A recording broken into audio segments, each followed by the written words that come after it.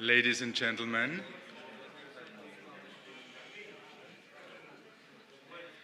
I'd like for your attendance. Please be seated. Yes, fantastic. Welcome to our second panel on the first day of this wonderful Congress here in Athens. My name is Christian Ortner, I'm from Vienna, and I have the honor to chair the second panel of this day, which from my point of view is a fantastic panel. We have 4 speakers, and I know it's a challenge to have the first panel after lunch, but I have gone through the abstracts of the papers. They are really, really interesting, so I think we will be all there, and I think it's very important for the speakers to keep the attendance.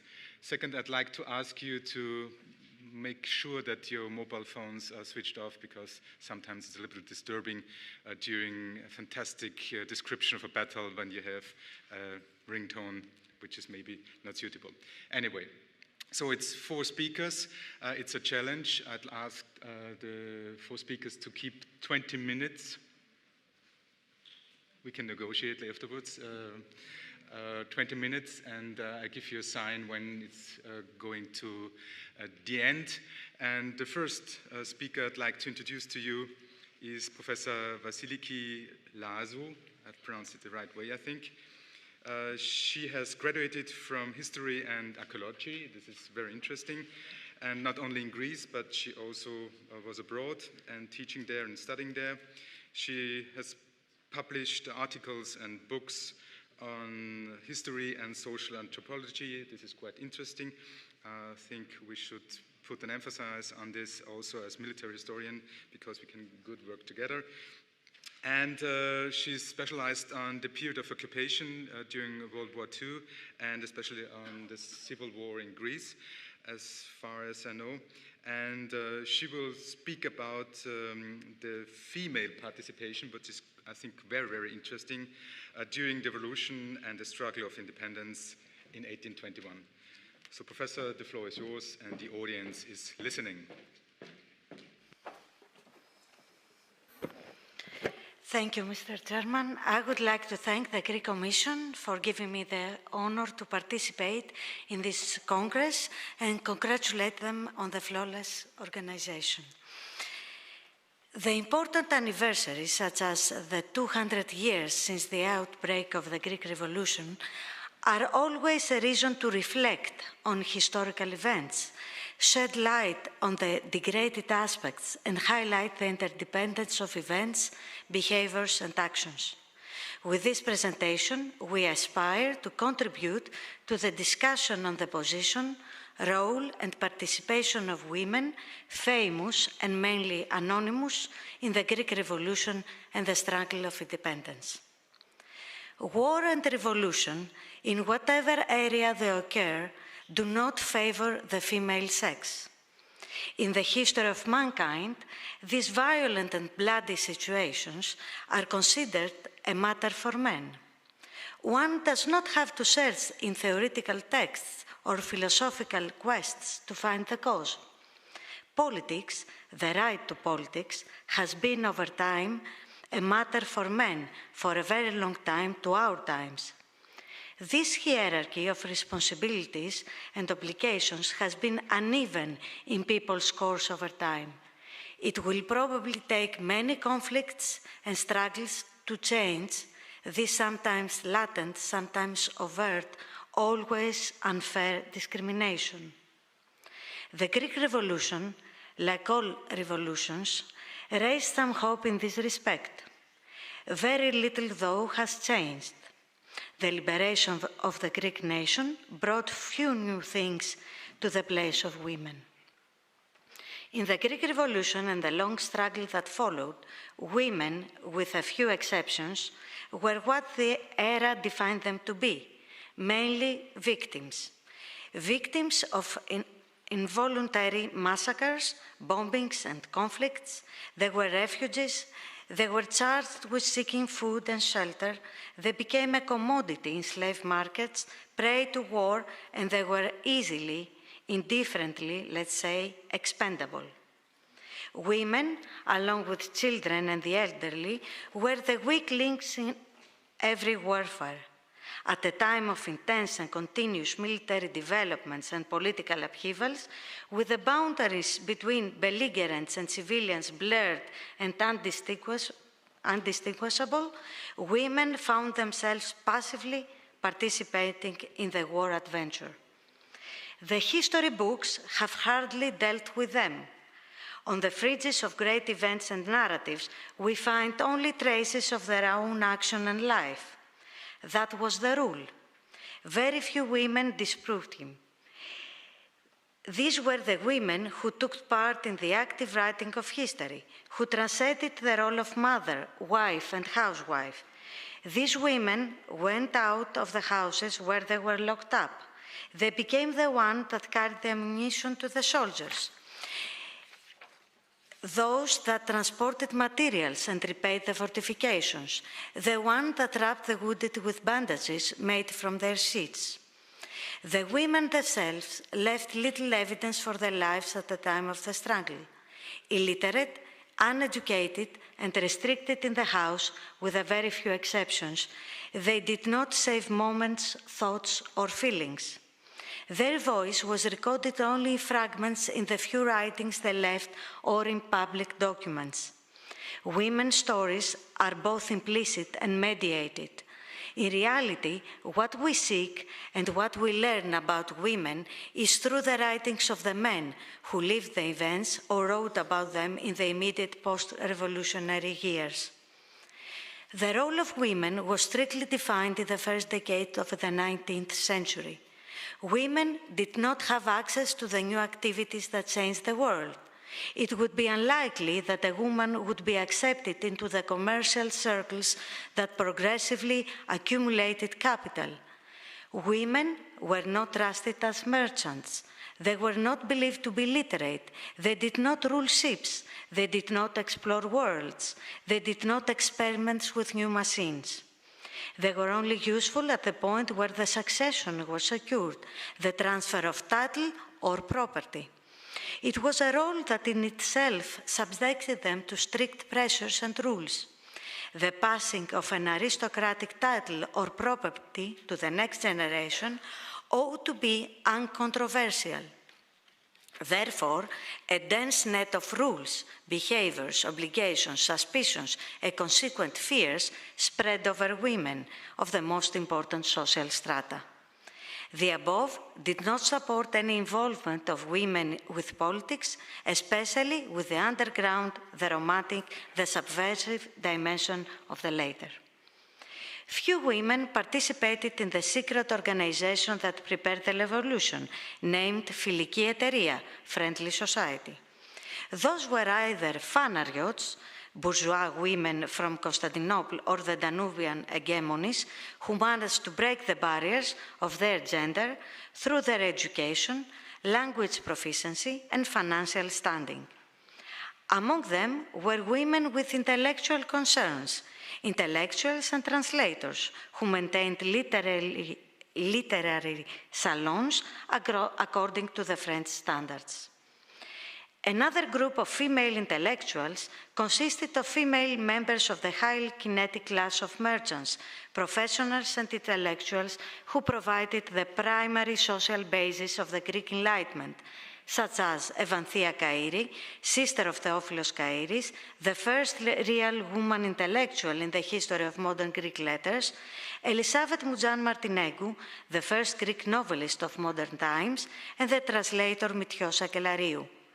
These timid, modest, and moral women were under the spiritual influence of important and educated men, fathers, brothers, and teachers. Despite their diversity in their social origins, there are important ideological uniformities in their works, especially in terms of their perception of the nature of the spiritual role and their perception of what the model of an educated woman should be. Apart from these few exceptions, however, the majority of women was oppressed by strict rules and played only an inactive role or negative role in society, as Henry Holland wrote. The English doctor who crossed the territory of Ali Pasha and arrived in Ioannina in Epirus in Western Greece, in early November 1812, noticed the restrictions and the lack of education of young women who stayed inside the house until, at least till they got married. As far as women in agricultural society are concerned, the production of enough food for survival and sufficient fuel to be heated in winter and cook absorbed all their energy.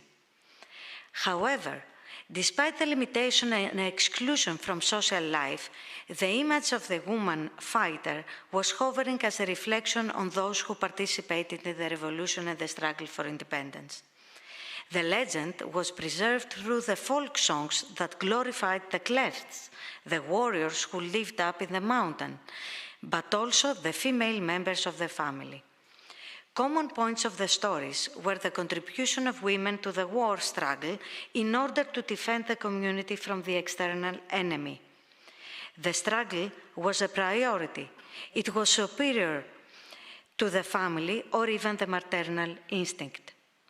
The depiction of female warriors through folk songs acted as a paradigm for illiterate women who not only learned about historical events, but were also connected with the tradition of armed female resistance, patriotism, and individual female service, and this was a tradition which they could identify. In the momentous event of the Revolution of 1821, women experienced the grim reality of war and revolution.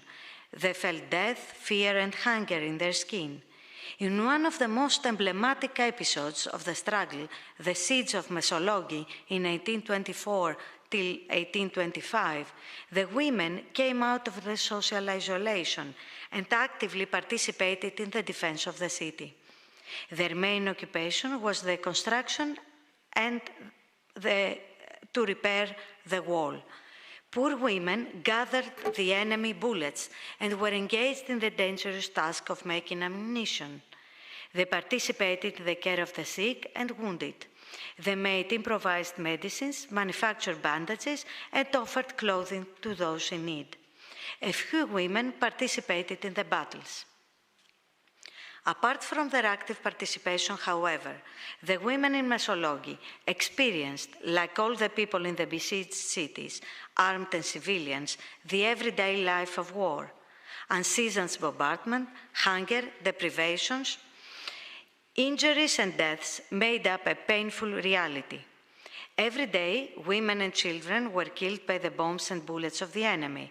In order to escape from the evils of war, with the beginning of war operations, women and children fled to the neighboring British-occupied areas.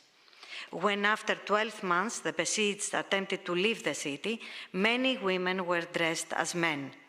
The memoirs recorded individual incidents of bravery and heroism. Some women chose suicide or were killed by their men to avoid captivity. The women of Mani, a region in South Peloponnese, also had active participation in the defense of their land. The most characteristic incident is the Battle of Diros on June 22, 1826. Heroic acts of women who continued the battles by taking up arms from their killed relatives were also mentioned. We could not fail to mention also the most prominent women of the revolution and the struggle, Laskarina Bouboulina and Madame Mavrogenous. Their extraordinary and unusual actions brought them out of obscurity and to the center of action. Both of them followed lonely and special routes that reflect the particular contribution of the island world, shipping and trade to the financing of the struggle. Thanks to their financial standing and contribution, they entered a male-dominated and traditional world, without, though, being able to completely overcome the restrictions that were imposed on women because of their gender. Bouboulina was murdered in 1825, and Mavrogenous died impoverished and neglected without receiving the reward from the state for her contribution to the struggle. In the years of War of Independence, many women fell into captivity and were sold as slaves in the slave market of the East. It wasn't something strange, and it certainly wasn't something unprecedented. Female slaves were destined for the harem, domestic chores, and agricultural work in the countryside. The consequences of captivity were known to the people of the time, who found themselves in the throes of warfare. That is why they took care to remove the civilian population, women and children, from the war zones. Many are the incidents mentioned in the historical sources about the panicked flight of women and children who were seeking refuge in the mountains, in caves, and in steep places when the Ottoman troops approached. It was not yet uncommon for young girls and women with young children to choose suicide than to fall alive into the hands of enemies. Despite the efforts to protect and escape from the war zones, the captivity of women who followed the suppression of the revolution by the Ottoman army and fleet was massive. There are many examples, with the most characteristic that of Nausa, Chios, Kassos, and Psara, and there are famous paintings depicting this flight, as well as in every corner of the Peloponnese after the continuous raids of the Turkish-Egyptian troops of Ibrahim. Civilians were a very rewarded commodity in slave markets. From the moment of their captivity, women were the property of the one who captured them, who could dispose them at will and sell them to the slave market. The first selection was held by the officers. Some were offered as gifts to European officers. During the War of Independence, many thousand women were expelled from their homes or tried to avoid the consequences of war in the rebellion areas. Many of the women who survived lived in absolute poverty. American Philhellenes who visited Greece in the time recorded in the diaries scenes of absolute poverty and misery, with women and children being the sad protagonists. Despite the measures that the revolutionary government took in order to protect the refugees, provision of food and essentials, support from the public treasury and tax exemption, little was done to relieve the refugees.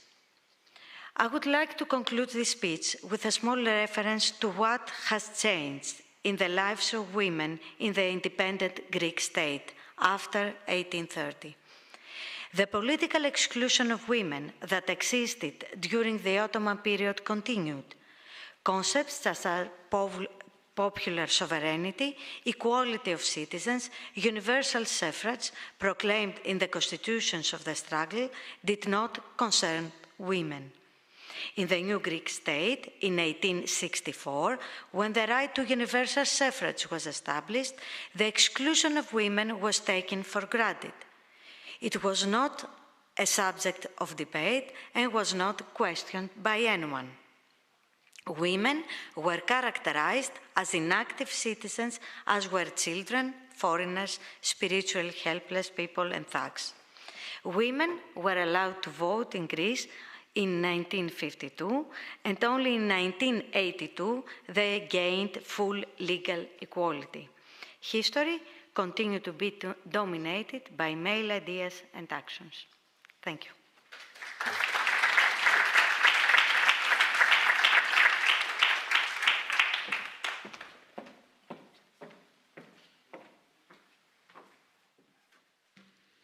Thank you very much for this interesting paper. I think this a very interesting perspective regarding research. I think later on we will have enough time to discuss a question of sources regarding your topic. I'd like to recommend that we put our discussion and question part to the end on the last, after the last paper, to have more time for the discussion, hopefully.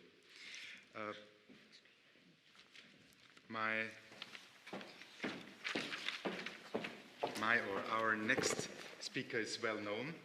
It's Dr. Manuel Stănescu. He's from Romania and is the head of the Military History Department at the Institute of Political Studies of Defense and Military History. I know him quite a long time, so I'm very happy that you're in my panel. He has worked very officially on themes of Romanian military history, but not only. He has also done lots of publications, articles, is a specialist on the history of the Romanian army, also Second World War campaigns, And I'm very interested because Dr. Stănescu will speak about another revolution, also already mentioned today, in 1821, what happened in the Walachei, what was, of course, very, very interesting and had, of course, deep impacts on the Greek War of Independence. It's the uprising of Tudor Vladimirescu. Thank you. Revolution Walachei. So the floor is yours. Manuel, please. Thank you, Mr. Chairman, for the kind words. First of all, this is my first Congress, so it's an honor and a privilege to be here. My paper will analyze the relationship between the Wallachian revolt of 1821 and the liberation movement of the Greeks, as well as Russia's influence in the triggering this national emancipation's uprising. Next slide, please. By installing the Fanariot regime in Moldavia and Wallachia in 1711, the Sublime Porte sought to consolidate the control over the two principalities in an attempt to counterbalance not only the establishment of the Habsburg rule in Transylvania and the emergence of Russia as a factor of power in Southeast Europe, but also the growing manifestation of the emancipation movements against Ottoman dominance. In comparison with the native princes, the so-called in Romanian domni pământeni, who were tempted, given the new strategic and political context, to collaborate with the adversaries of the Porte, namely the Habsburg and the Russian empires, the Fanariots, Greeks or Greek-sized Romanians, well integrated in the Ottoman hierarchy. Before they became princes, they usually were grand dragomans of the Porte, appeared as loyal envoys of the Sultan to the thrones of the two principalities. Next slide, please. The end of the Napoleonic era and the establishment of the Holy Alliance in 1815, with Austria, Russia, and Prussia at its core, put the European continent under the sign of a vigorous conservative reaction under the coordination of the courts from Vienna, St. Petersburg, and Berlin. Assuming the custody of the continent and the suppression of any disturbance that might have threatened the social and political status quo, the Holy Alliance delegated one of the member states to restore order whenever it was in danger, like Austria in the Italian peninsula and France in Spain. A pillar of the Holy Alliance and a major power with continental interest, Russia technically gained a droit de regard over Southeast Europe, which became an area of interest for the Tsarist Empire, having permanently an open eye to Constantinople. Through the Russian-Turkish War of 1806-1812, Tsar Alexander I sought to annex the Danube principalities, being constrained eventually to limit himself to the territory between Prut and Dniester, which was called Bessarabia, which is the present-day Republic of Moldova. I want to point out something. It's very often I see this confusion between Bessarabia, the today Republic of Moldova, and Moldavia, the principle of Moldavia, which now is part of Romania. So the Alexander Ypsilantis revolt started in Moldavia, which now is part of Romania, not in the principle, not in Bessarabia, which was taken by Russia in 1812 after the war with the Ottoman Empire. So this is a little confusion because of the name, of course, but Moldavia is now part of Romania, and Bessarabia was from 1812 part of the Tsarist Empire, taken by force after the end of the war. So there was convergence between the Russian interest and the aspiration to independence of the people in Southeast Europe, of course, in addition to the belonging to the Christian Orthodox faith.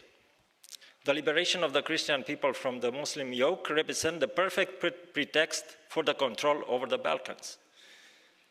Among those subjected to the Porte, the Greeks were, of course, the most advanced culturally and economically, and the most involved in the administrative and political structures of the Ottoman Empire, in addition to having the longest tradition of independence. Therefore, it was natural for them to be at the forefront of the emancipation effort. Next slide. The revolution of 1821 began, as we already heard today, as an anti-Ottoman movement within the ranks of the Filiki Eteria. Of course, we will not speak too much about this Filiki Eteria because everybody knows the context. I will tell you that the organization, which eventually reached almost 80,000 members, enjoyed the support of the Capodistrias, which, of course, refused to lead Eteria, given the position he had on the Tsarist government. But he continued to actively support the movement, and after that, as we know, becoming the first president of the independent Greece. Next slide, please. The Romanian principalities have been since the beginning at the forefront of the new revolutionary actions, coordinated, as I said, by the Eteria, with the obvious but unofficial support of Russia. As head of Tsarist diplomacy, Capodistrias has filled Russian consulates and agencies in the East and Southeast Europe with agents or sympathizers of the Eteria. This happened also in the Romanian principalities. Both the Consul General of Russia in Bucharest, Alexander Pini, and the Secretary of the Consulate, Leventis, were members of the Eteria. The ruler of Moldavia, Mihai Șuțu, was also a sympathizer of the Eteria cause, but not Alexandru Șuțu, the ruler of Wallachia,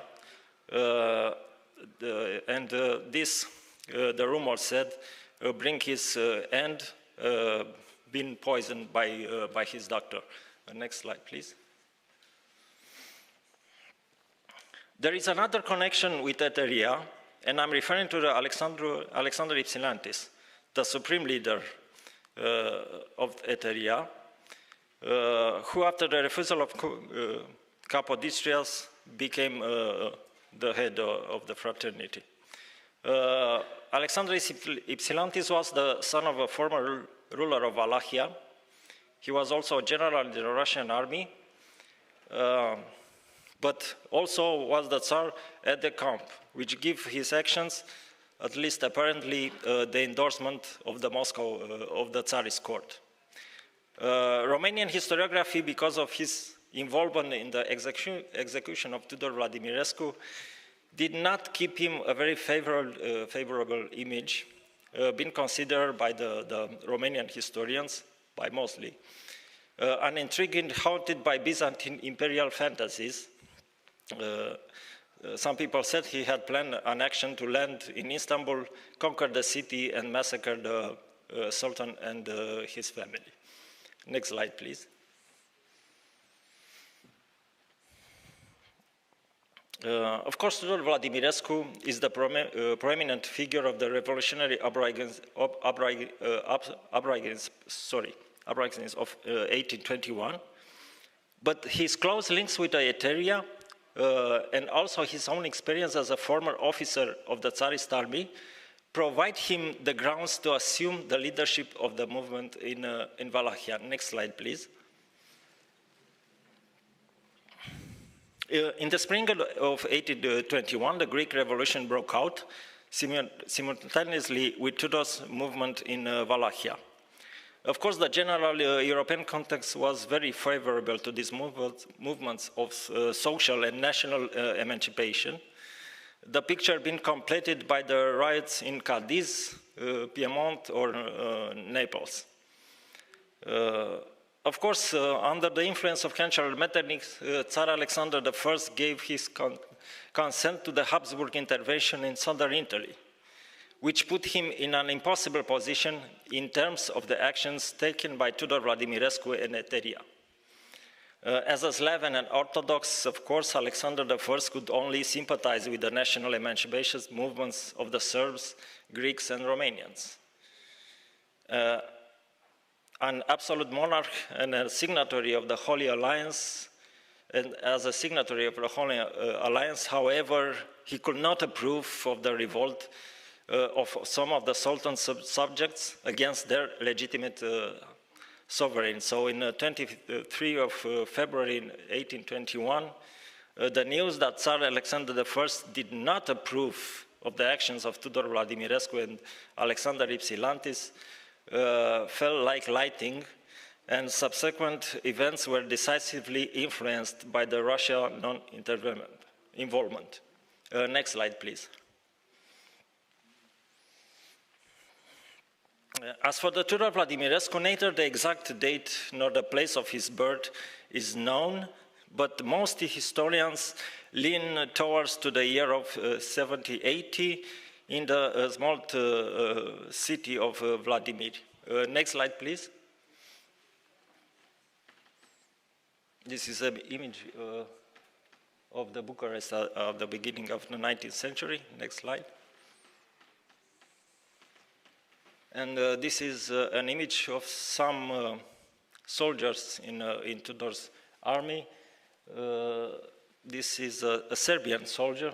As you can see, a lot of Serbians had fled north of the Danube and joined the Tudor's Vladimirescu army. Next slide. Tudor Vladimirescu was a very successful businessman until the age of 35. He amassed a significant fortune, and during the Russian-Turkish War of 1806-1812, he participated as a volunteer in the Tsarist army, obtaining the rank of lieutenant and the order Vladimir third class.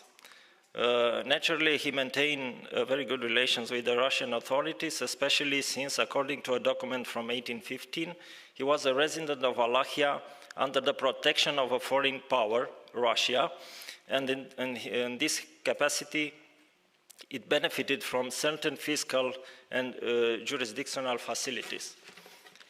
Next slide, please. Also, this is an image from the main core of the Tudor Vladimirescu army, the Panthers. As you can see, some troops, a majority of the troops were mercenaries. They don't have any dedicated uniforms, and they use a lot of weapons from the Balkans. And the Panthers were formed the majority of Tudor Vladimirescu's army. What was Tudor Vladimirescu's relationship with Eteria? It was collaboration, subordination, or parallel actions. Was he a member of the Eteria and in this capacity betrayed on oath taken, which would have made his execution perfectly legitimate? Or was just a collaboration between Tudor and Eteria, limited in time and space, between the two movements, the Romanian and the Greek, both actually pursuing different objectives? Well, most scholars claim that he was not a member of the Eteria, at least simply because he was not Greek. The Eteria was composed exclusively of Greeks. The others were just sympathizers, members of groups associated with the Greek Patriot Liberation Movement, or paid agents of the movement. Nothing could bind Tudor to Eteria, except the common protection of Russia, which they relied on their actions. The oath for become a part of the Eteria, denied by most specialists, will have taken place in December 1820 or January 21, some scholars said. But it was probably only a collaboration agreement with the two leaders of the organization, Georgakis Olympios and Yanis Pharmakis. The collaboration aimed at a common action in the perspective of stunning a Russian-Turkish war, but each pursued, in fact, different objectives. The Greeks, the independence of their homeland, and the Romanians regaining autonomy. Hence, the first major difference between the view of the two sides. While the Eterists could only achieve the desired result by a general uprising in the fight against the Turks, Tudor relied on the agreement with the Ottoman Empire. if it was willing to satisfy their desires. So the second major divergence was the fact that while the leaders of the National Party wanted to remove the fanarios from the leadership structures of the Romanian countries, of the Romanian principalities, the eteries relied on them in order to achieve their objectives. The agreement emphasized the obligation of joint consultations and decisions, which once again shows the equality of position of the signatures. So it was a collaboration, in my opinion, between Tudor Vladimirescu and Eteria. Next slide, please. As I mentioned, the actions launched by Alexander Ypsilantis in Moldova and Tudor Vladimirescu in Wallachia was disavowed by Tsar Alexander I, which sealed from the very beginning the outcome of the revolt. On May 1st, the Ottoman troops entered Wallachia, and the dissension between Tudor and Eteria intensified, the former preferring a position of neutrality. Trying to save his movement, Tudor sought to reach a compromise with the Ottomans, initiative which failed since he refused to disarm his troops as the Turks asked him. Some historians talk about a double game attempted by Tudor between the Turks and the Eteria.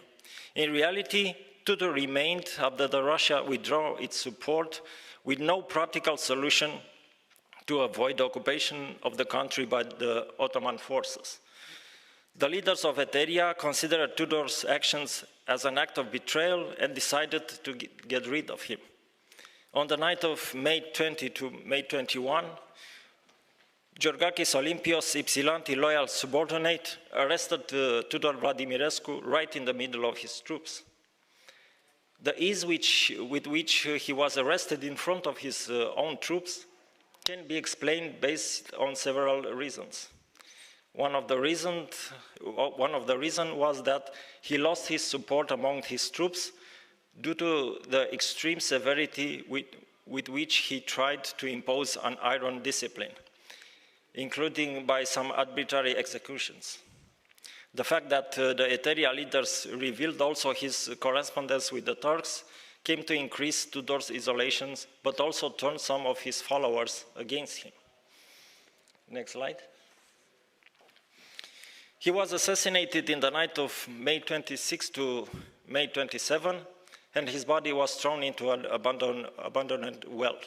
His troops joined those of Alexander Ypsilantis, who, defeated by the Turks, took refuge in Transylvania, where he remained imprisoned for many years at Metternich's command.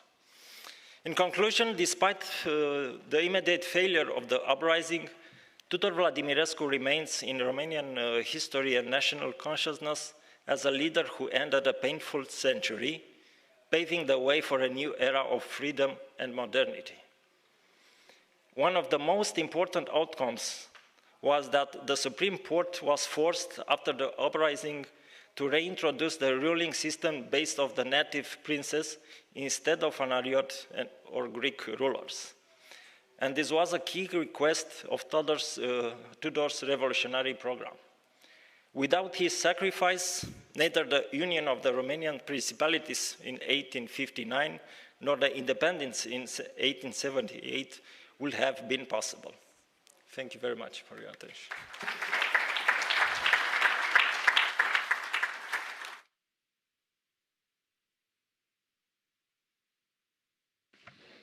Thank you very much, Manuel, for this interesting paper. I think we outside of Romania are not very familiar with this interesting topic. I think later on we will have some interesting points of questions, also the kind of warfare done there.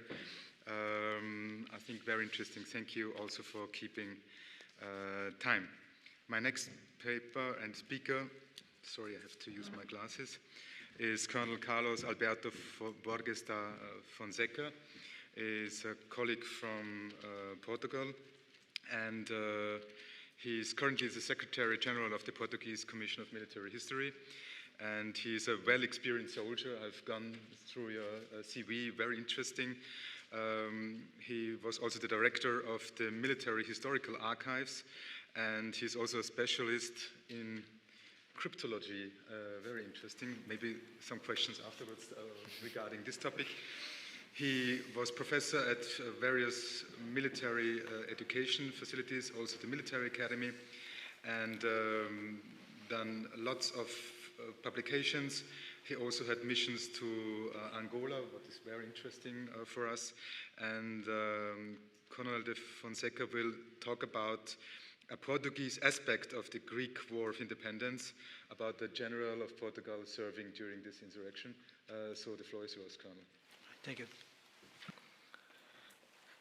Thank you, General Christian Hortner, moderator of this panel, dear members of the board, Professor Vasily Kilazou, Professor Manuel Stanescu, Professor Mesut Uyar, dear ladies and gentlemen. The general theme of the 46th Congress of the International Commission of Military History, Independence Wars since the 18th century, was not an easy task for a Portuguese military man, given the fact that Portugal had no independence war since the 18th century. However, as Secretary General of Portuguese Military History Commission, I have an obligation, but also the privilege to participate in the International Commission of Military History Congresses. In addition, for almost 6 years, I was director of the Military Historical Archive in Lisbon, where I had the opportunity to get in touch with the documentation that was still little explored. On the other hand, the fact that the Congress of the International Commission of Military History was held in Greece motivated me to find the subject that could relate both countries, Greece and Portugal. This combination of these factors led me to recover the documentation related to General António Figueira de Almeida, placed in the Portuguese Military Historical Archive. This small paper is not, nor does it intended to be, a work about the Greek War of Independence, for which we are not qualified at all. Given that for this subject we certainly have people in this room more qualified than me to talk about it. My intervention is just a contribution to the biography of both Portuguese and Greek soldiers who distinguished himself brilliantly in the Greek War of Independence and who, quite unfairly, is almost unknown in Portugal. In addition to the above, it is also my modest contribution to honor General António Figueira de Almeida, thus supporting the work of the Greek ambassador to Portugal, Ambassador Ioannis Metachas, who has developed initiatives to sensitize the Portuguese authorities to assume a worthy tribute to the memory of General António Figueira de Almeida. The Greek War of Independence, which took place between 1821 and 1829, allowed Greece to free itself from the rule of the Ottoman Empire and thus constitute itself as the first fully independent state and serve in a way as a booster for other European countries, would also do so and thus establish independent states. Next slide, please. The struggle for the reconquest of Greek autonomy lost in the 15th century was not limited to 8 years referred to, but was a constant throughout the almost 4 centuries, having naturally both moments of triumph and defeat. The conjuncture of international situation combined with the internal one provided the conditions for the Greek people to resolutely advance toward the war for independence in the first part of the 19th century. The Greek cause had gained a lot of sympathy among more informed people in the Western European countries and also in the United States, either for historical reasons related to the influence of Greek culture in the Western world and which continued to be very present in Europe idols, but also for reasons that aimed at the destruction of the Ottoman Empire. However, how to Somewhat paradoxically, the sympathy of Europeans for the Greek cause was not followed up by European states with the same enthusiasm, and the support of the major European states, although never denied, increased as the situation progressed in favor of the Greeks, and this hesitation was due on the one hand, to the uncertainty about the success of the revolt against the Ottoman Empire, but also to mutual distrust between the European states regarding the future influence that they would have in independent Greece. The military support, especially from France, the United Kingdom and Russia, manifested itself either through land or naval military means, which was proven decisive for the decision of the war, or also through the presence of individual combatants, sympathizers of the Greek cause, who enlisted to wage war on the side of the Greek patriots. As the war unfolded with alternate advantages, largely due to the circumstantial importance of foreign support, and the alliance achieved several distinguished foreigners, played an active and brilliant part in the Greek War of Independence. Among many English, Germans, Italians, Poles, Finns, Danish, EEs, and in the top of the list, the Portuguese General António Figueiredo de Almeida, who after having distinguished himself in the campaigns of the Peninsular War, immigrated to Greece and there reached the ranks of Brigadier General, having been governor of several fortresses important among others. His action in the struggle for the independence of Greece was so brilliant and prominent that his name is included among the most glorious heroes of these campaigns. Next slide, please. António Figueiredo de Almeida was born in Elvas, a Portuguese city near the Spanish border, in 1781, being the son of a sergeant who served in the Artillery Regiment No. 3, which had headquarters in Elvas, and grandson of a soldier who had also served in that regiment. In 1784, on the 6th of November, at the age of only 3 years, he became a soldier in the regiment in which his father served, after having been dismissed from service because of his young age. He took the Otto flag on November 1796, at the age of 15, having begun his service 4 days later. He was then promoted to corporal on April 1806, the Furial rank on December 1808, first sergeant on December 1809, and brigade sergeant on September 1810.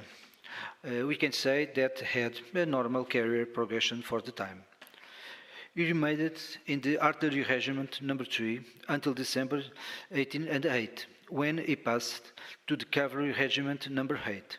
This change was a decisive milestone in his military career, because it was as a cavalry officer that António Figueiredo de Almeida later distinguished himself on the battlefield.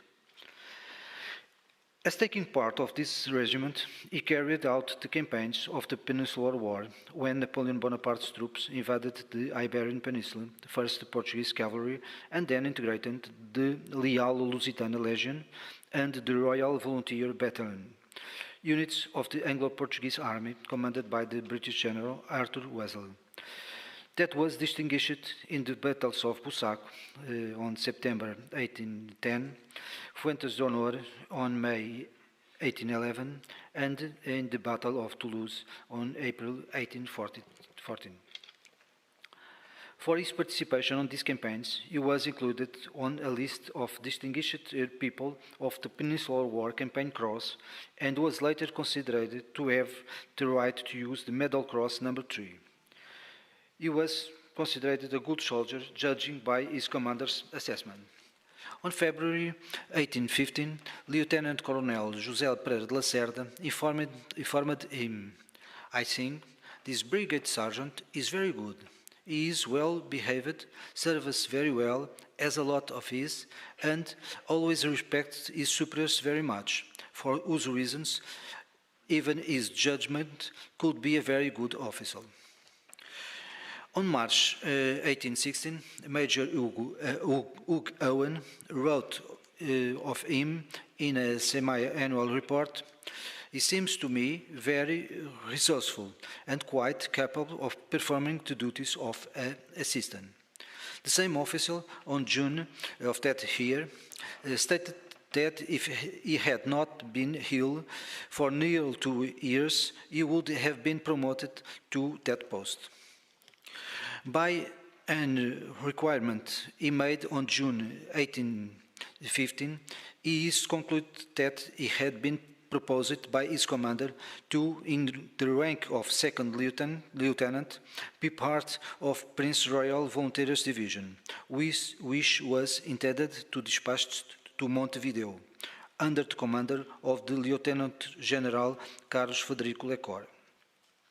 In this requirement, he asked not to go on this expedition, since, according to the Regent Prince's determinations, only individuals who were volunteered should be part of it, which was not the case of him. Perhaps for this reason, this promotion was not maintained, and António Figueira de Almeida returned to his regiment. However, on February 1817, the Count of Barra wrote to Lecor in these terms: "Your Highness is also surprised that Lieutenant António Figueira de Almeida was not yet been dismissed, who, having been dispatched by the organization of the corps, has not yet appeared, and determines that Your Excellency, on the first occasion, proposed for him for dismissal. We do not, therefore, know when he would have been dismissed from this post, if he actually was." Next slide, please. As the lists of the army officers were not published during the period from 1818 to 1825, it was not possible for us to conclude whether this individual would have become an officer in the Portuguese army. In the first volume of the Memories of the Marquês de Fronteira, a fundamental work to study of this period in Portugal, there is the following reference to António Figueira de Almeida. He said, in addition to the officers, there was only one individual involved in a revolt that in 1823 took place in Elvas, which was a former cavalry standard bearer. He had been an assistant to the National Guard on horseback in Lisbon, and an important man named Figueira de Almeida, who escaped to Badajoz. This individual I applied later, while in Paris, from him to be part of Colonel Fabier expedition and to enter the service of Greece in the War of Independence. These transcriptions show that it was the Marquês de Fronteira who helped António Figueira de Almeida to serve the cause of independence in Greece. This decision proved to be decisive in the life of António Figueira de Almeida. Apparently, without the future in the Portuguese army, and without any significant interference in the Greek independence war, he ended up going to Greece and enlisting in the regular army in September 1825. We consider that the António Figueira de Almeida's interest in the Greek cause may have come from contact with elements of other nationalities when he served in the campaigns of the Peninsular War. In fact, whether in England, Germany, France, or in the Italian states, movements in support of the cause of Greece developed that did not have the same expression in Portugal.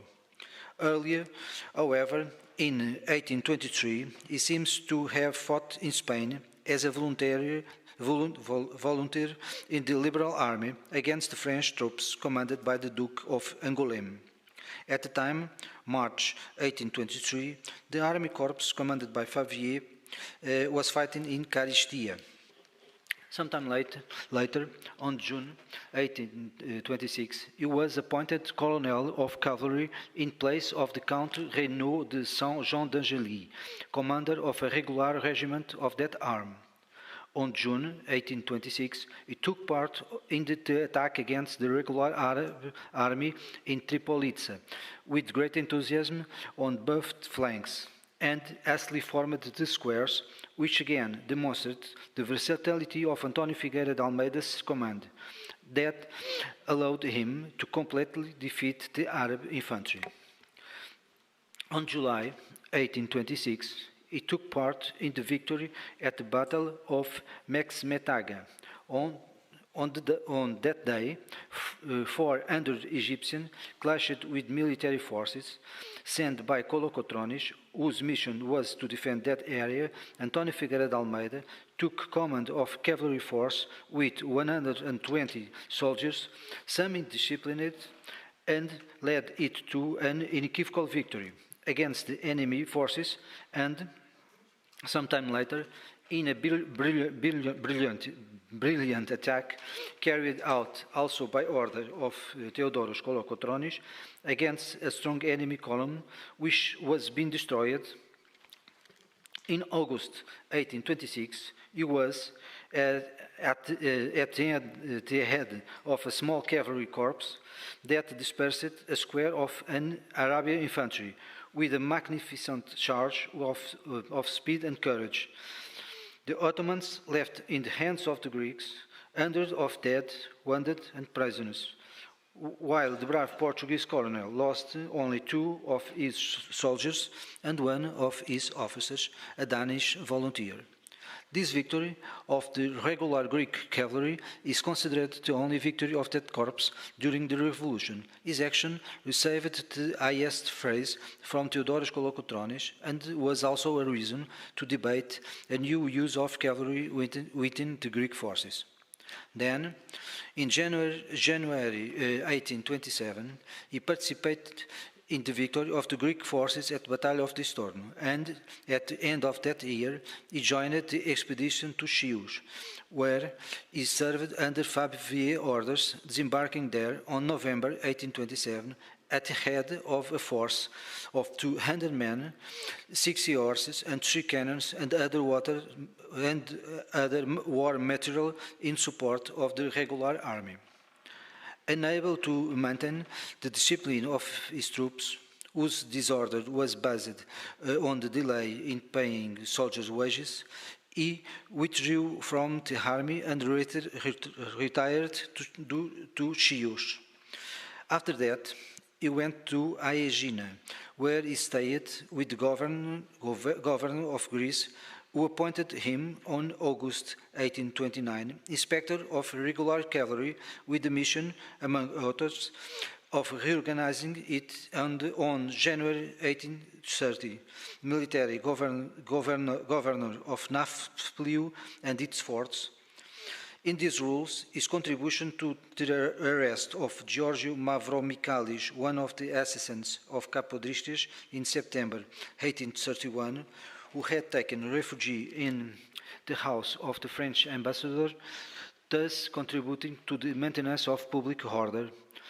Indeed, it was mainly with the governor of Nafpliou and later of Missolonghi that we revealed his eminent political skills. He did not hesitate at the right moment to make the most serious and the most violent decisions, as long as they avoided greater evils. His performance in the Greek War of Independence was awarded with the title of Honorary Citizen of Nafpliou in February 1832, and on the 2nd March, the government of Ioannis Kapodristes, in reward of his service, promoted him to general. Later, on that year, the Fifth National Assembly granted him the Greek citizenship.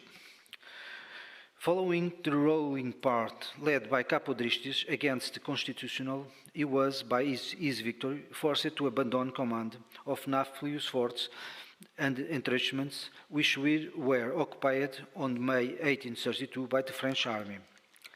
After the arrival of the King Otton, the Regency distrusted General Almeida because of his loyalty and dedication to the party of Capodristas, appointed him commander of the square of Aegina on May 1833, with the rank of colonel without taking account of his previous promotion.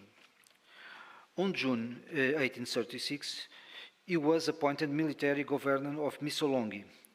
In carrying out of this position, he repressed on June 1837 the revolt led by Colonel Napoleon Zervas after a struggle full of dangers caused by the insufficient guard, where the number did not exceed 20 men and which lasted for 3 months. The government, in recognition of this service, reinstated him as military governor of Naples and elevated him to the rank of brigadier general. In Greece, he also received other rewards, such as the Golden Cross of the Saviour and of Independence, and the Grand Cross of the Hellenic Order. In Portugal, by decree of March 1839, he was awarded the knighthood of the Order of Christ. General Almeida's grandson, Miguel Figueiredo de Almeida, in his, next slide, please. General Almeida's grandson, Miguel Figueiredo de Almeida, in his notes, give us this curious information about his glorious grandfather. He had a large house and bred beautiful horses. He had 44 dogs and 2 domestic wolves. According to him, the grandfather was a man of integrity, upright, gentleman, and full of moral. He did not admit the intrigues of low politics. General António Figueiredo de Almeida died in Battaglia on the 21 January 1847. António Figueiredo de Almeida was an important Phililan, with a useful and multifaceted contribution to Greece and the common values on which Europe is based. He became a Greek citizen, and his family participated in all the liberation struggles in Greece. His portrait, painted in oil in a general's uniform, is kept on the Museum of History and Ethnology in Athens, in a room on the ground floor where there are portraits of other friends from Greece. Thank you.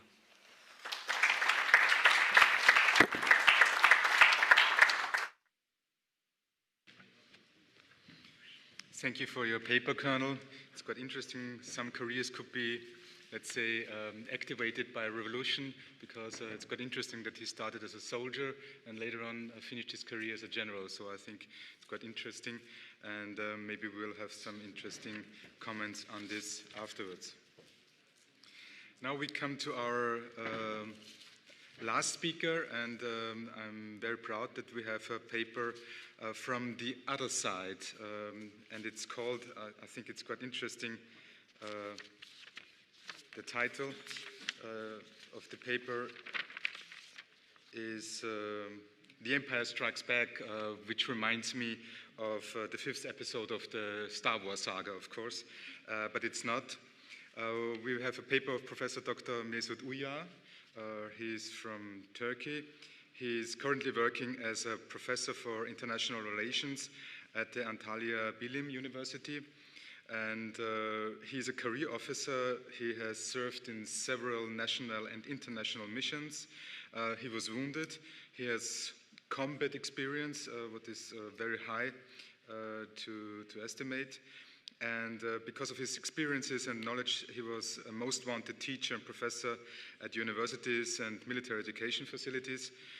Professor Uyar will speak about the other side, as I've mentioned before, the role of the Ottoman Empire, and he called this paper, as I mentioned before, The Empire Strikes Back. Professor, the floor is yours, and the audience is listening. Thank you very much. Good afternoon. I am very glad to be in Athens, happy to speak in front of such a distinguished group. As the last speaker of the day, I have the privilege and advantage to wrap up and tell the story of the other side of the hill, the Ottomans. The next slide, please. I have deliberately chosen this obviously Star Wars related title. I want to provoke you. Next slide, please. So we are talking about an evil empire causing intentional harm to innocent people and all sorts of creatures. So evil that it constructed a Death Star that could destroy whole planets with one shot. Next slide, please. So rebellion against the evil empire is a virtue and a duty to everyone. Rebels or freedom fighters show no concern with killing imperial stormtroopers. So no ethical problems. Next slide, please. Nobody showed any concern when the Death Star was destroyed. Do you know how many imperial sailors and soldiers were killed during the explosion of the Death Star? 1.5 or 2 million, maybe. And don't forget, the producers loved this scene so much that they exploded the Death Star twice. Next slide, please. Okay, the question is why we are showing no ethical concerns about the fate of the imperial soldiers and sailors. Because imperial soldiers are not genuine humans. They are clones or some sorts of slaves. Next slide, please. Star Wars franchise provides us a binary galaxy of good versus evil.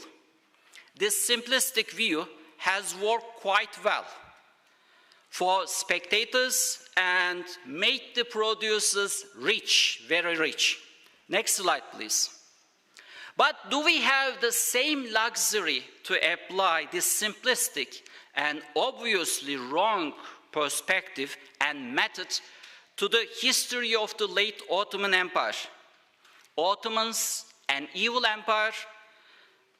Anyone rebelling against the empire, good people. Next slide, please. As every one of you knows, to fight a war, you need at least 2 sides. And to write a history of that war, you need to consider all sides and put everything into context. Next slide, please. If you are happy with this binary good versus evil world, please continue writing more books and articles. My question is this good military history? And are these works useful? So don't forget the consumers. We are not producing military history books for our fellow scholars or our national authorities. We are producing these works hoping that they will be read by many people, soldiers, diplomats, decision makers, and wider audience. We need to stop blame games and stay away crude nationalism. 200 years already passed, 2 centuries. And I think we are safe, don't worry. Next slide, please. When the Serbs rebelled in 1804, this was not their first rebellion against the Ottomans. But the times change, new world orders and modern nationalism reached the Balkans. Next slide, please. The Deputy Minister Sirigos talked about the mighty empire. Well, not really. You know, big rebellions always happen when the state is weak and possibility of foreign support. And when the nationalistic rebellions and independence wars had started in early 19th century, the Ottomans did not have a standing conventional army. Next slide, please. So, when faced new types of rebels, the empire mobilized local Muslims, volunteers, and enlisted mercenaries and household troops of the pashas, including the Pasha of Egypt, Mehmet Ali. So these are private armies. And actually, we know the end of this story. Next slide, please. Thanks to what happened in Yugoslavia and other modern conflicts, the end result was ethnic conflict. When the Yugoslav war started in 1990s, scholars and diplomats talk as if this is something new. Well, I tell you this, it was not new, and the local people in the Balkans knew it. Next slide, please. The history of the Balkans in 19th century provides us unique opportunity and framework to understand the so-called new issues and methods. For example, humanitarian intervention. Is it something new? Something belonging to the late 20th century, early 21st century? Next slide, please. Of course, the French, British, Russian intervention, the famous Navarino and afterwards, was not actually labeled as a humanitarian intervention. But if you take a look at the basics, you will find lots of familiar issues.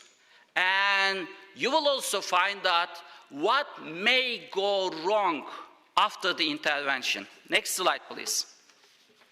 And also, it provides us how some great powers prefer to stay away from these global problems. Monroe Doctrine, that is thanks to the Greek independence war. Next slide, please. Late Ottoman history provides us lots of information and insight to current problems. Of course, if you know where to look at it. With the rise of the ISIS and radical Islamic movements, foreign fighters have become the top topics, hot topics. The question is this something new? Well, according to news outlets, the answer is yes. Next slide, please. But if you stroll through the pages of the 19th century Ottoman history, you will be surprised that some famous figures like Lord Byron were actually foreign fighters, volunteers to fight for the independence of various Balkan nations. Next slide, please. And recently, ISIS and Al-Qaeda introduced, in quotation, again, roving revolutionaries, moving from one country to another. Is it something new? Well, not really. And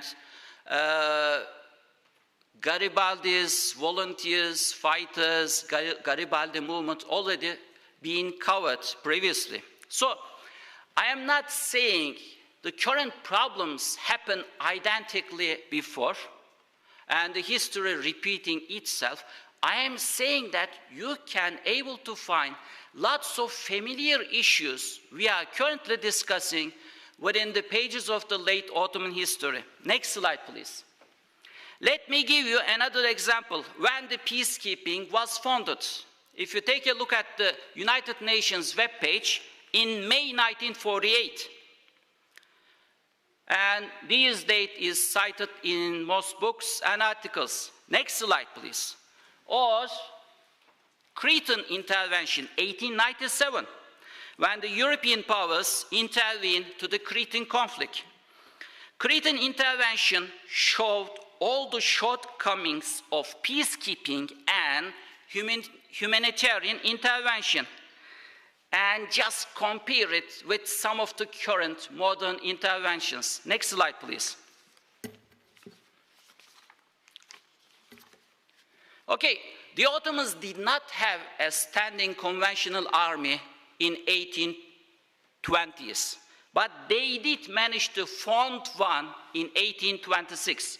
And it took roughly 25 years to have a functioning standing army, having a military academy, an identical one of the French Saint-Cyr giving academic training to the officers, etc.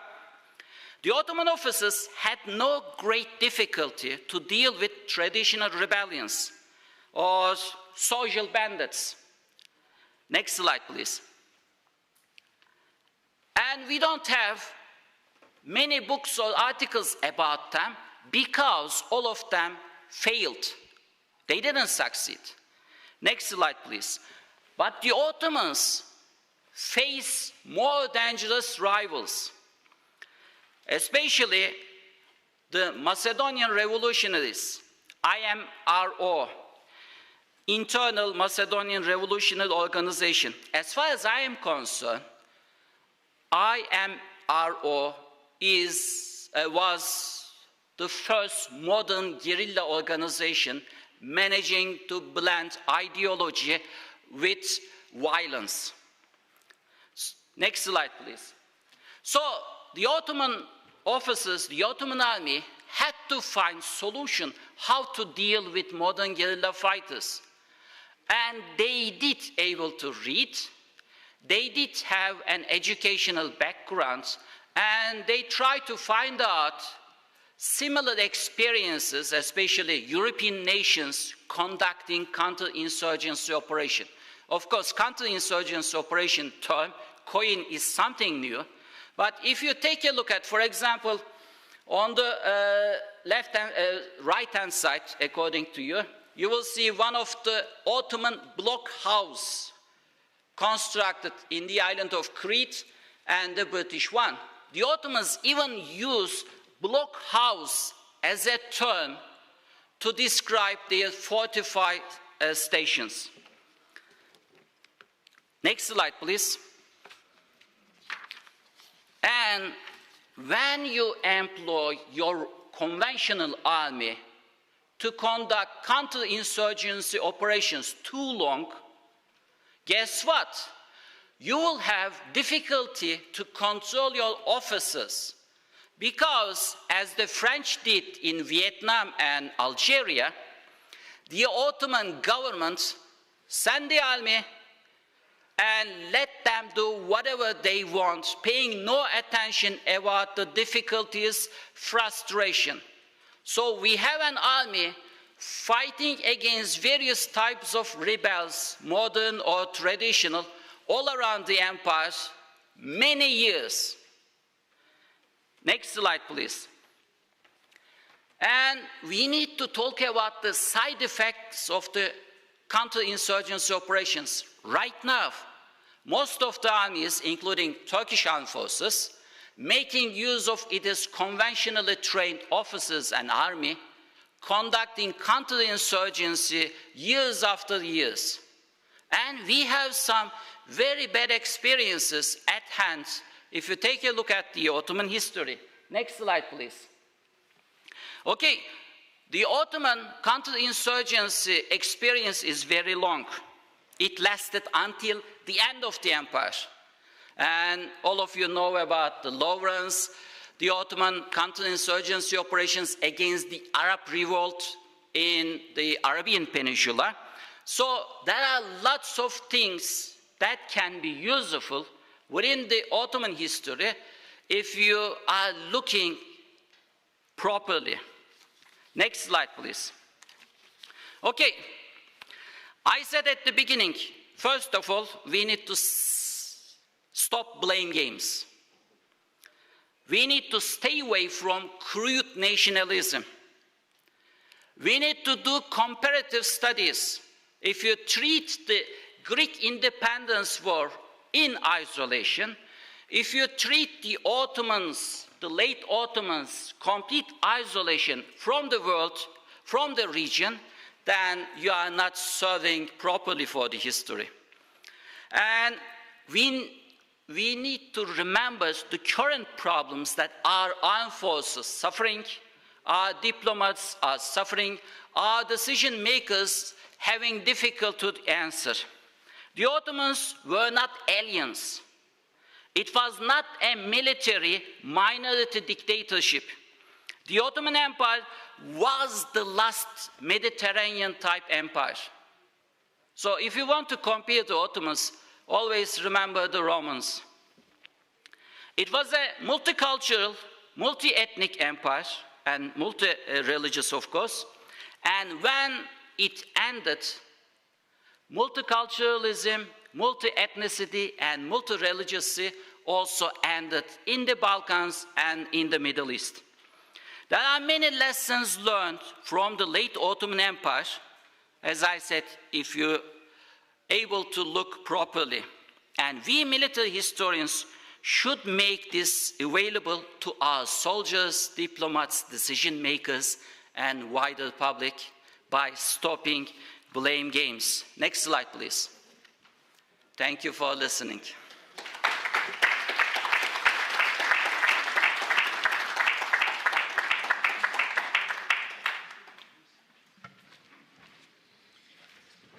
Thank you, Professor Uyar. I haven't seen your PowerPoint before, but I was thinking about the Star Wars saga, and you kept my expectation. You added at the beginning that your paper could be a little bit provocative, and I think it was a little bit provocative. Anyway, but I think the main thing we have to mention, this is the reason why we have these international congresses, to meet other perspectives, other arguments, to have good and valid discussions, to have, let's say, new information, and to come forward in our scientific research. Anyway, so we have now, I think, plenty of time for discussions, for comments. Please no co-papers, and I'd like to collect a few comments and questions, and then have a first, let's say, round of answers, if you agree. So I'd like to open the floor for questions and comments.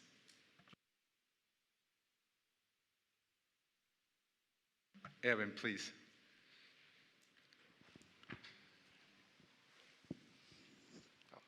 Thank you very much. Erwin Schmiedl from Vienna in Austria. Thank you for 4 very spirited papers. I think especially the last one was a very spirited one. Promoting, of course, quite a lot of questions. I just have 2 questions. One for Mrs. Lassou, the role of women. We always have, when we are looking at revolutions, underground movements, we have quite often a strong involvement of women, as you also pointed out, which normally ends at the end of the revolution. So maybe if you could comment a little bit on the fate of women who actively participated, what happened to them in the society afterwards. And a question to Professor Uyar. You used the word counterinsurgency. And one phrase which comes to my mind when we talk about counterinsurgency is winning hearts and minds. So my question to you, was there anything comparable to what we now talk about, like winning hearts and minds in the dealing with uprisings in the late Ottoman Empire? Thank you very much. Thank you. Second question, Alan, and third view. Alan.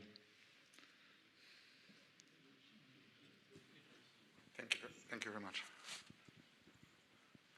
Thank you very much. It was a wonderful session. And again, 2 questions. When I look at the French Revolution, I look at it as an event in which women played a very important role. In the Greek War of Independence, we have a few very famous, very well-known fighters. I mean, Bubolina would be the best example, but there are some others as well.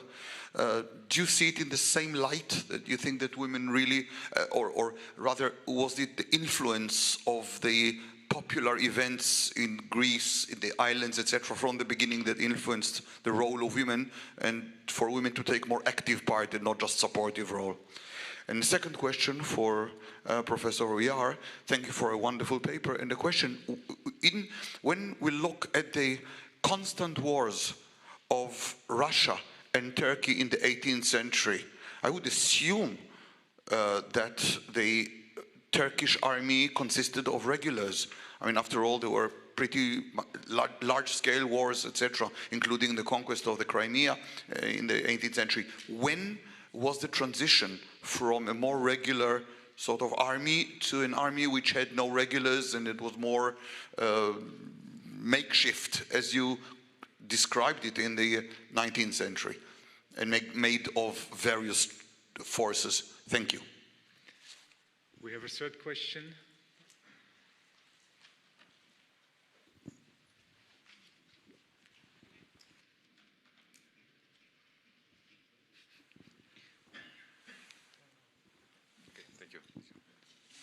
Thank you very much. My question is for our friend Carlos. Can we take the military life of General Antonio Figueira de Almeida as a possible standard career in the Portuguese army? So it means it is an exception for a soldier to become officer and then general in that period, or it was a real possibility to start from the low level of the army to become an officer and even more a general? Because I have the experience in my studies regarding Carabinieri history, and we had, since the restoration, a real possibility from people coming from, you see, the camp and the rural area to become officers and changing their social consideration at the end of their career, so after 40, 50 years. Thank you very much. Thank you. We have a first row. I have a fourth question for Manuel. You mentioned that quite a lot of Serbs volunteered together with Vladimir Escu. How was the finances? Was it financing by the war, looting, or was there some kind of secret financing for the uprising? And I would now hand over to Professor to have the first answer. Thank you. Thank you very much for the questions. Indeed, there was a very strong involvement of women in the Greek Revolution and in the struggle of independence, as was the case in other revolutions.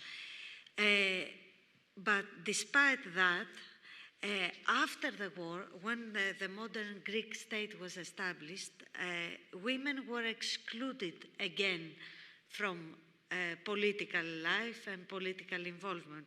They couldn't vote, and they couldn't go to schools. Even though primary schools for boys and girls were established in the modern Greek state in 1834, in reality, the majority of girls did not attend these schools. Only a few women from the higher social strata could receive good education. And when we talk about women, not all women are the same. Poor women of the countryside have a totally different life from rich women in a city, and sometimes we forget that and we talk about women as all are the same. And in your question now about Bouboulina and Mavrogenous, these are the most prominent figures of the Greek Revolution, of women of the Greek Revolution, but they were an exception. They came from the islands, and they had inherited big fortune from Bouboulina, from their late two husbands, and Madame Mavrogenous from her father, and they gave their fortune to the struggle in order to pay the crews in the ships, but they were not recognized as military leaders. For example, Bouboulina did not take part in the talks that took place before the siege of Tripolitsa, and Madame Mavrogenous, what she did for the country was never recognized. So they were exceptional women, but they didn't, yes, they didn't really manage. And of course, all this tradition about women then raised them as a symbol. Thank you. Thank you. Manuel, please. Yes, so the majority of the Tudor army was just mercenaries. As I mentioned, Tudor was a very wealthy person of the time, I studied some documents, and in today currency, he was almost a millionaire. He was very wealthy. Also, he received some funds. We didn't have documents, but definitely he received some funds from the Russians, of course. Also, his mercenaries, some of them, like the Serbians, were very nationalistic with anti-Ottoman, very strong anti-Ottoman feelings. But, of course, when you have an army of mercenaries, the discipline is a problem. And Tudor was very strict about the disciplines. So every looting and every kind of not reacting as a regular army was very severe punished by him, by executions. So this was one of the factors that diminished his capacity to control his army. So basically, it was an army of mercenaries, but with some strong national and anti-Ottoman feelings. Thank you. Colonel? Thank you, Flavio, for your question. Well, it's possible, but start soldier and finish officer, it's possible. It was possible, but it's difficult. Start soldier and finish general is very difficult. I don't know any case. In this case, the General Almeida, he was involved in one revolt, and he lose. And because this, he escaped to Spain, to Badajoz, and after to France. I don't know if he was officer in Portugal. We haven't any documents proved this, but he was a very good warrior, and the career in Portugal finished because he lost the revolt, and in Greece he was a brilliant career. Thank you. Professor? First of all, hearts and minds. Yes, of course, the Ottoman leaders also aware about it. I don't think they knew about the American terminology, all these classifications of wonderful PowerPoint charts of this moving that arrow. If you do this, you will get this, etc. But the Ottoman problem at the beginning, we are talking about a traditional empire. And when they came across a problem, they tried to solve it traditionally, like the good old Romans did. Either you need to introduce severe punishments, or you need to make a deal, paying as less as possible. But the Ottomans made the huge mistake of trying to make the deal with the traditional leaders. They didn't understand that the traditional leaders already losing ground, and traditional leaders now labeled as collaborators. And when these deals did not work, the Ottomans punished the traditional leaders by hanging the Greek patriarch in Istanbul or killing bishops or local leaders.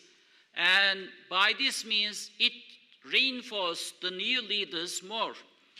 And initially, the Ottomans could not understand how this nationalism ideology working. They couldn't comprehend the French ideas affecting the local people. They simply had difficulty to grasp the working of the modern ideology. And when they discovered it, and when they decided to try to win the hearts and minds of the new leaders, the people, they suffered other problems because Balkans completely ethnically mixed. Even during the Greek independence was the Morea, also ethnically mixed. So when you award the ones rebelling, then the loyal people started to ask problem. Okay, I stay loyal and I am getting punishment. The first example is the Serbian autonomy. So when the Serbian received their autonomy with the help of the Russians, thousands of other ethnic groups, other religious groups had to leave Serbia. An influx of refugees. And these refugees settled all around the Balkans and Anatolia. And when these refugees arrived, they became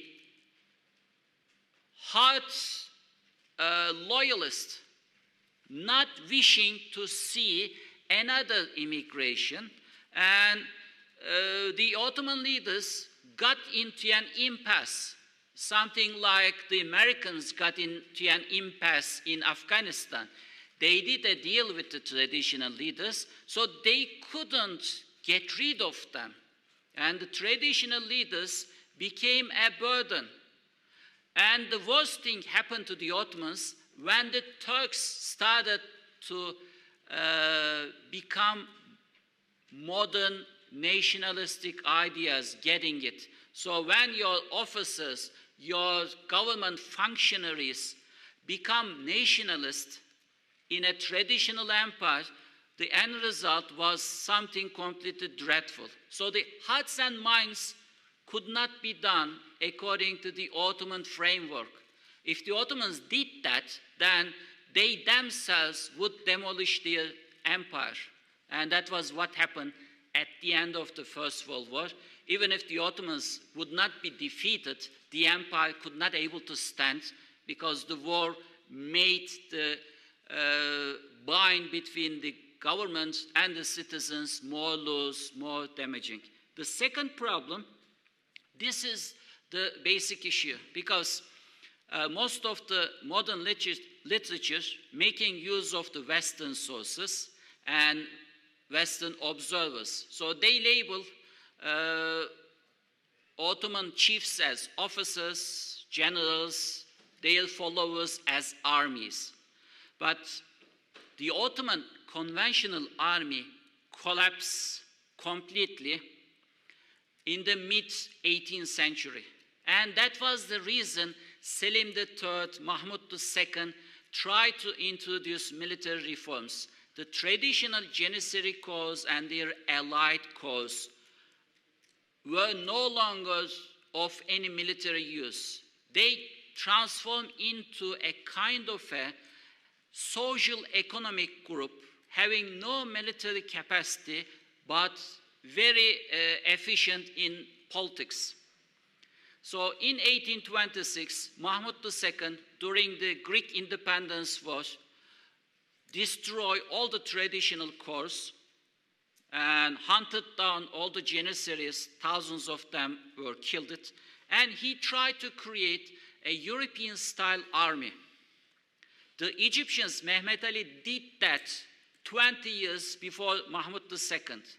And Mahmud tried to imitate the Egyptians and tried to imitate the French army.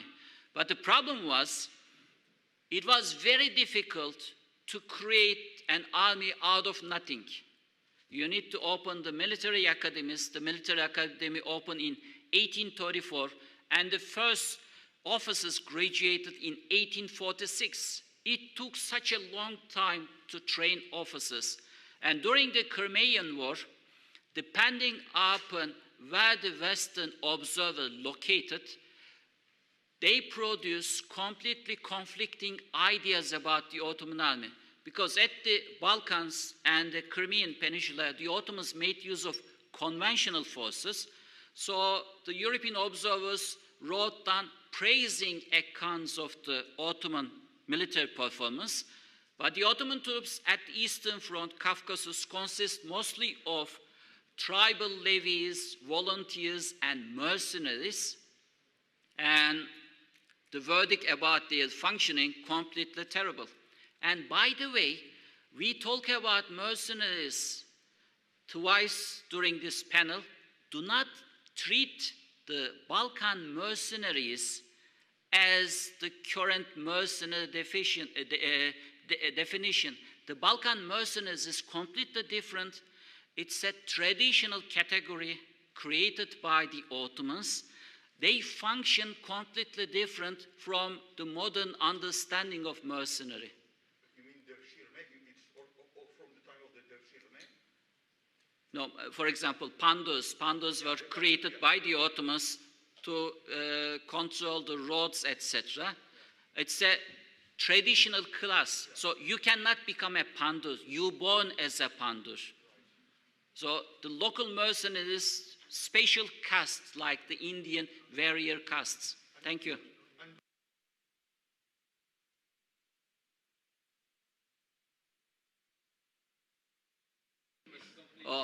Devshirme died away in the mid-17th century. Mid-17th century. We have the account of the last Devshirme, 1650s, etc., and they collected boys from Bosnia. That was the end. And even in 1650, the Devshirme produced a couple of hundred soldiers, nothing more, because at that time, Janissary military unit transformed into a social class.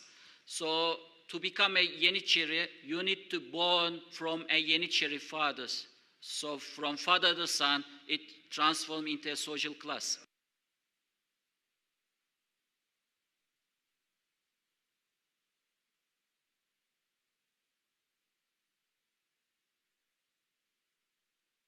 In the system, but he became then a rebel and rebelled against. Cezal Ahmet Pasha recruited by a local pasha to his household. So when the classical system collapsed during the 17th century, the Ottoman pashas created their own households, training their bureaucrats and also their soldiers. So Cezal Ahmet Pasha, taken as a kid by a pasha, trained in his household and became a pasha.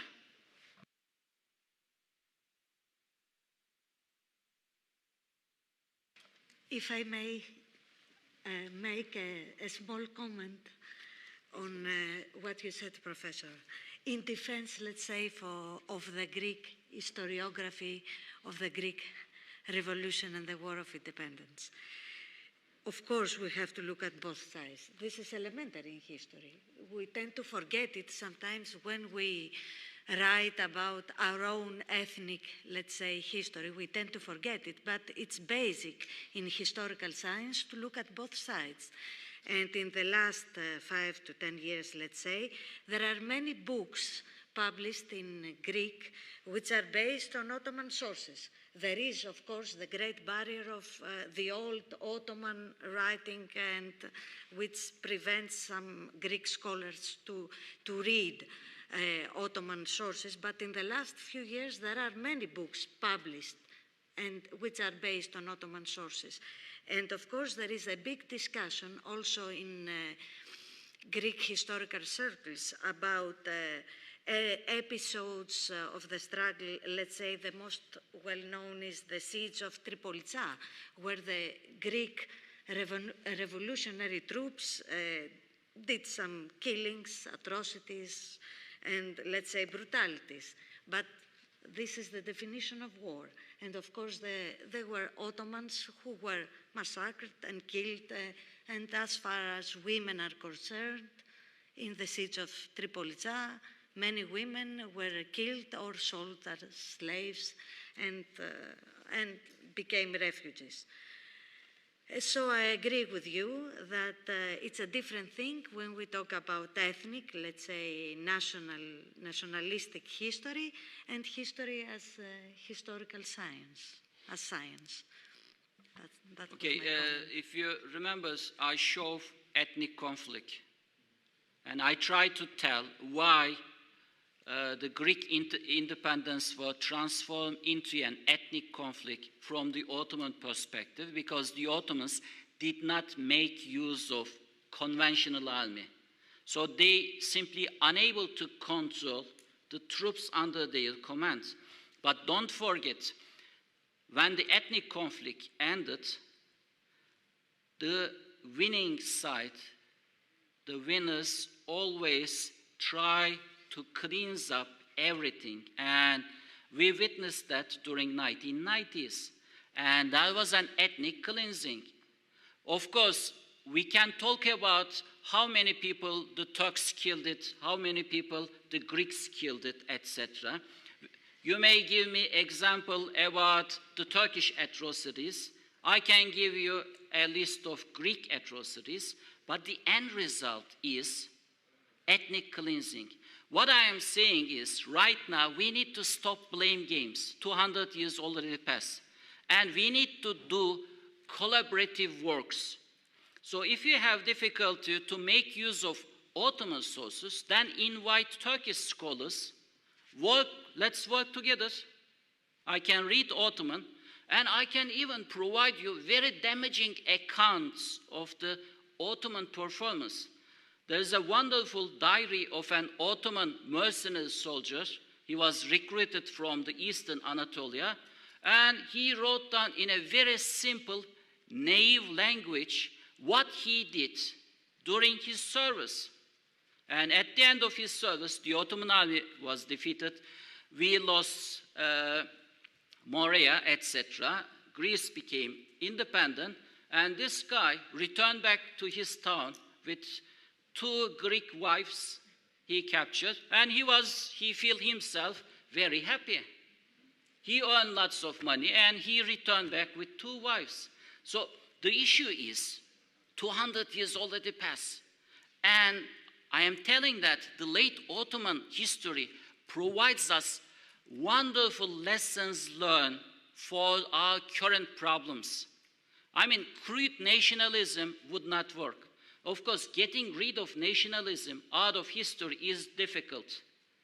During the communist period, none of the communist nations able to do that, and our Romanian friend can able to tell us lots of stories about it. But we are producing books, and we need to produce the books for wider audience, diplomats, soldiers, books that can be useful, that give the people an understanding.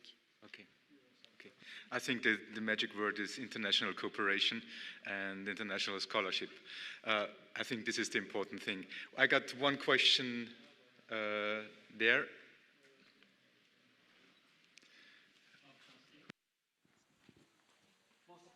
Je vais essayer d'être... Oui, d'accord, merci. D'abord, alors, ma question s'adresse à M. Houillard, mon collègue. Alors, You need to ask it in English. My French is terrible. My English also is very bad, is very poor. So you can translate this. Alors, je disais que pour M. Houillard, comme on dit en turc, votre... Un moment, s'il vous plaît. D'accord.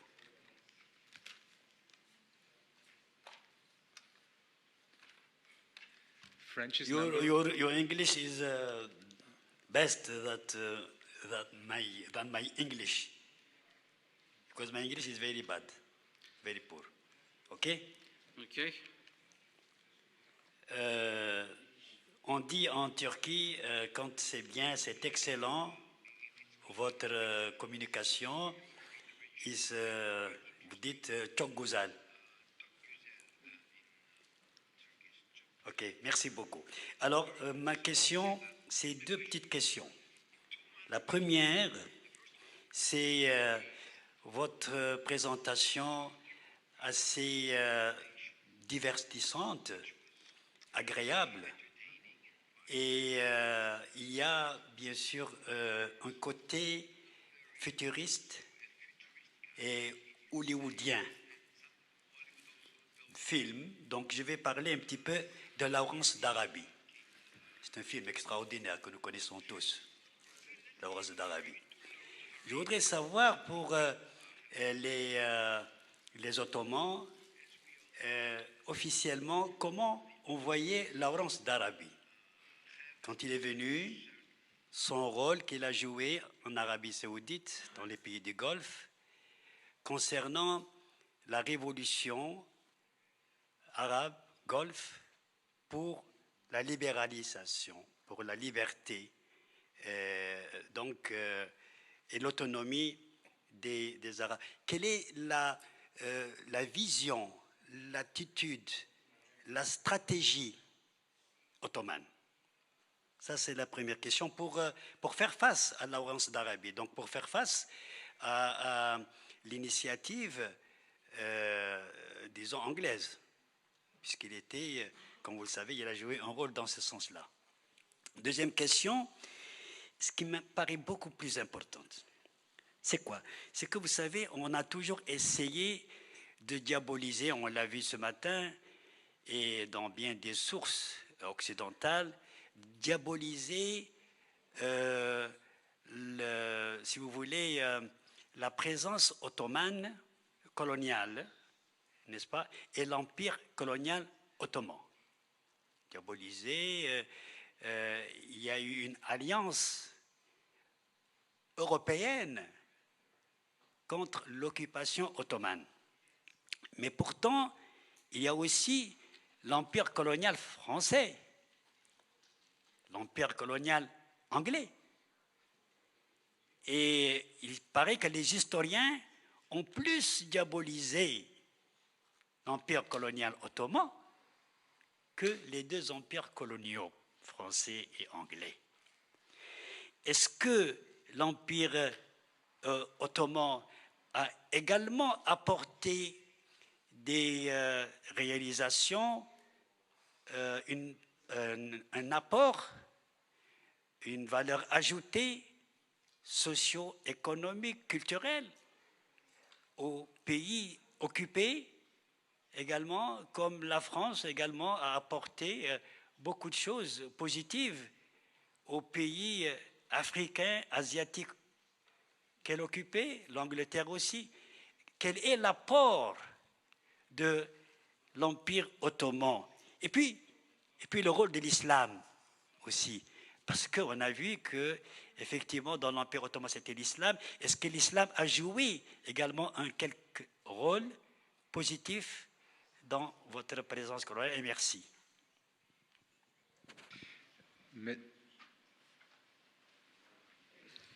Merci, Monsieur. A very short answer because due to our time table. If I try to give an answer to Lawrence of Arabia, I need to provide you another presentation. But to answer Lawrence of Arabia issue in a very short way, the Ottomans learned about the Lawrence name in 1919, after the end of the war. They didn't know about Lawrence. They knew about the British agents. They knew about the Sheriff Hussein receiving money, soldiers and British officers, but they didn't knew anything about Lawrence. The second thing, most of the things that Lawrence attributed himself done by some other British officers and also the Arab tribesmen already very knowledgeable about many things. For example, destroying the railway tracks. They did start destroying the railway tracks in 1905 because the Ottomans started to construct the railway from Damascus to Medina, and this transformed all the economic life in that area. And the locals already discovered the many uses of dynamite, and they didn't need special instructions from Lawrence how to destroy the railways. So Lawrence of Arabia issue is a legend, and there are very good books about that. And forget about the Ottoman perspective, take a look at the local perspective. All the locals very pissed off with Lawrence of Arabia. And there was even an Arab scholar published a special book during 1960s in order to answer the Lawrence's claims and try to show that actually these were done by some Arab individuals. Okay, the second issue, I would never label Ottoman Empire as a colonial empire. If you want to understand the Ottoman Empire, just read a bit about the Romans. So if you see the Roman Empire as a colonial empire, yes, the Ottomans were also colonial, but not in the sense of modern colonial system like the French Empire. So the Ottomans asked two things from the subject nations: taxes and soldiers when needed. And the Ottoman power more stronger at the core provinces, and the footprint of the Ottoman Empire very light at the faraway regions. So, for example, if you would like to see Ottoman effect in Algeria, you will find very little other than exporting some governing and military elites, and there are still Algerians claiming their ancestry to Anatolia or the Balkans. The Ottomans, when they conquer a faraway region, they always made a deal with the local power holders. They tried to transform the local regulations according to the imperial benefit system. So the Ottomans had variety of taxes depending upon the province, because they simply transformed the old, well-established tax system into their use. And the Ottomans, for many centuries, unable to control North Africa. They did succeed in one place, Libya, because when the Italians occupied Libya, the Ottomans started a popular guerrilla warfare against the Italians, and this created a special bond between the Libyans and the Ottomans. So the Ottomans no longer subjugating the local nation, but actually helping them to gain their freedom. So the roles completely change. Contributions. What contributions you are looking for? If you are looking, the Ottomans forcing the local people to learn Turkish language, that has never happened. The Ottomans never tried to beat the Libyans, Algerians, or the Egyptians to learn Turkish. They never did that. Or introducing a foreign school system, they never did that. But they did try to transform the local educational system. Ottoman Empire was a traditional empire. They try not to meddle the local relations.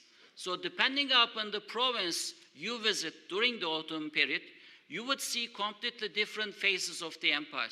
Of course, because we are talking an empire, you will see lots of atrocities, problems, etc. For example, when some local Bosnian town rebelled against the Ottomans, instead of killing the rebels, the Ottomans collect them, put them in a ship, send them next to an island in Red Sea, far away from their homeland, and the ancestors of these poor Bosnians still living in the very same island. And when the Bosnians settled in that island, they became a very strong loyalist Ottomans in the midst of nowhere, unable to do anything wrong against the empire, but becoming an imperial soldiers. And that was the normal track of the Romans. Thank you. Okay. Thank you. Due to our time limit, we are at the end. As I hoped, it is a fantastic discussion. Thank you to the speakers. You had all perfect papers. Thank you to the audience. You all contributed quite well with questions and comments. And as far as I know, we will meet at 4:45 to leave for the excursion for the Tomb of Marathon, if I'm right. Yes. Thank you very much. Thank you.